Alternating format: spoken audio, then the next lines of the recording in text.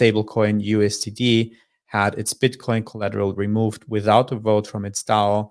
And Justin Sun is insisting that this is a normal event in DeFi. I do want to take a step back and set this story up properly. And I want to start by taking a look at the Tron DAO reserve. When we spoken about Tron, we said stablecoin market cap is huge and it is absolutely dominated by Tether. Out of the 62.9 billion in stables on Tron, 61.8 billion are Tether. Still, the second largest stablecoin is USDD, the one that we want to talk about now, with a supply of 744 mil out of potential total of 2 billion USDD that could be issued. As you said in the beginning of the show, it was actually set up as a competitor back when Luna was still around to have a Tron native algorithmic backed stablecoin. And the way that it is backed is it's over collateralized. You can see this sharing it on the screen here. And it used to be backed by those additional 700 million in BTC that you had mentioned before, Bcheck.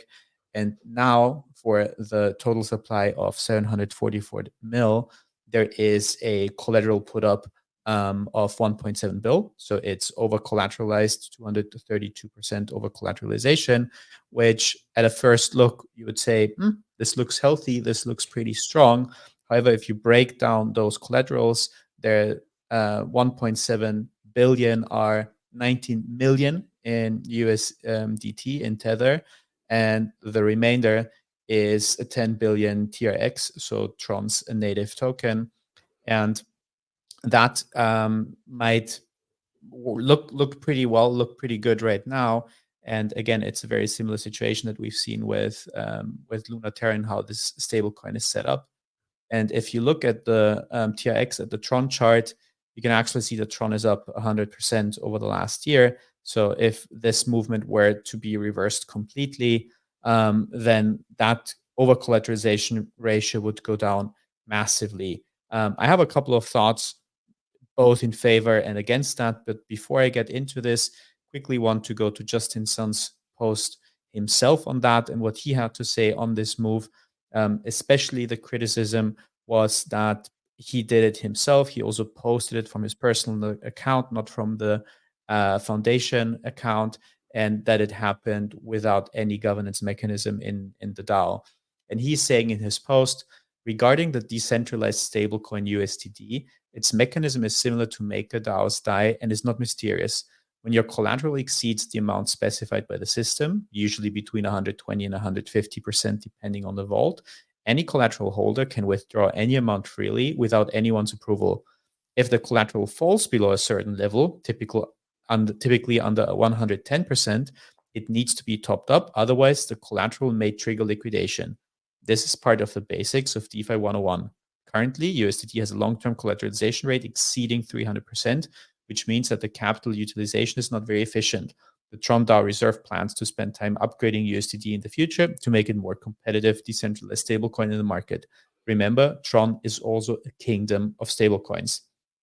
Now, if we keep going. If we look at this DAO structure, again, Justin Sun explained why this doesn't need a DAO proposal still. If we take a look at the USDT DAO, there has been a total of 1 proposal so far in its entire history, just that as a side note. And the last thing that I want to do is I want to take a look at Blue Chip. Blue Chip is an organization that we talked about on the show before. It's a stablecoin rating agency, and they had quite interesting and very, very strongly worded things to say about USDD. So first of all, and I'm sharing this still on screen, USDD has received an F grade, being the worst grade that Blue Chip can give out, and is saying that USDD is issued and managed by the Tron DAO reserve. It's claimed to be an over-collateralized, decentralized stablecoin, but it's substantially similar to the failed UST stablecoin with Luna and UST. Back then, it was only 50% of USDT supplies backed by non-TRX collateral, nearly all of which is BTC, and that has fallen away. This is the news that we've been reporting on. And then they're also making 2 more points. One is saying the wallet containing USDT's BTC has been claimed by Huobi Exchange as their own, as both USDD and Huobi are controlled by Justin Sun, we suspect commingling of assets. And they conclude to say they're strongly recommending users not to use USDD. Wow. And if you go to the governance part of it, they are even clearer there, and they're saying USDD does not have a governance system. This is why I wanted to look at the amount of active proposal or proposals in the past. USDD holders have no legal or code-based protection and are at the mercy of Tron DAO Reserve. My final thought on that, it is a smaller stablecoin, but I think it's relevant because it's a native stablecoin on Tron. And obviously, in the similar fashion, how Justin Sun has removed the collateral, if the price of Tron drops or if the collateralization ratio goes down, I'm very, very confident that he would add that back and he won't let that stablecoin fail because it would be damaging to his reputation. But nonetheless, we are talking like about the benefits of decentralization and not having to put trust into those systems.